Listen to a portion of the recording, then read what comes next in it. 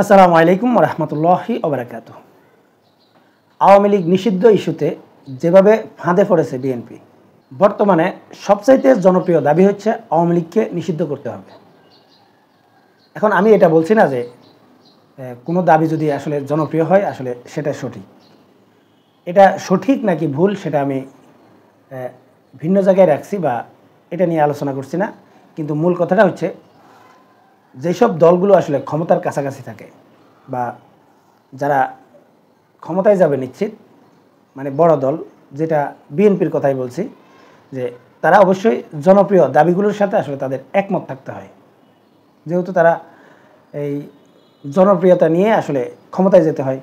আর যেহেতু আওয়ামী লীগ নিষিদ্ধের ইস্যুটা এখন সবচাইতে জনপ্রিয় দাবি, তাই বিএনপি আসলে মারাত্মক মাইন্ড ক্যাসিফাই আছে। এখন বিএনপি কিন্তু সরাসরি এটাও বলতে পারছে না যে আওয়ামী লীগ নিষিদ্ধ হোক, এটা চায় না, তাহলে বিএনপির জনপ্রিয়তা কমবে। আবার যদি বিএনপি আওয়ামী লীগ নিষিদ্ধের দাবির সাথে একমত হয়, তাহলে কিন্তু বিএনপি ভালো করেই জানে যে এর খেসারত বিএনপি কিভাবে দিবে।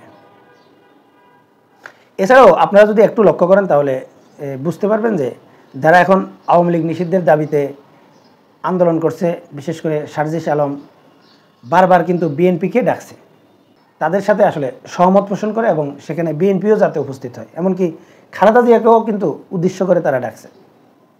এখন মূল কথাটা হচ্ছে বিএনপি এই মুহূর্তে যদি আসলে সেখানে না যায়, তাহলে বিএনপির বিরুদ্ধে সরাসরি যদিও না বলে, তারপরেও এটা প্রচার করার সুযোগ থাকবে যে এই বিএনপি আওয়ামী লীগ নিষিদ্ধ চায় না।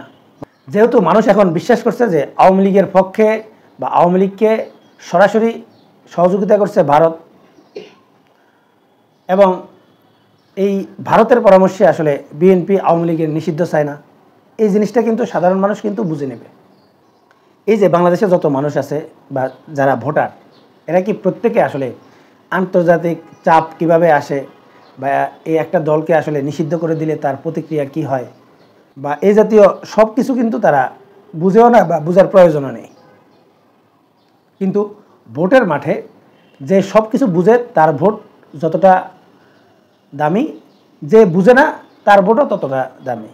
আবার যে একেবারেই বুঝে না, যদি তার মস্তিষ্কে সমস্যা থাকে, তারও ভোট কিন্তু সমান মর্যাদাবান। মানে ভোটের মাঠে সবার ভোট কিন্তু একটাই এবং তার মূল্যও কিন্তু একরকম।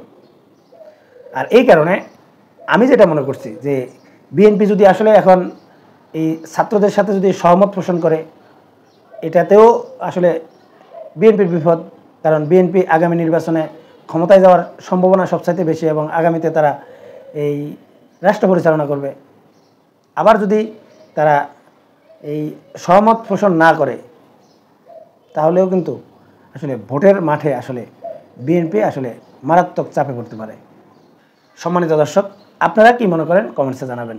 এখনকার মতো এই পর্যন্তই। আল্লাহ হাফেজ।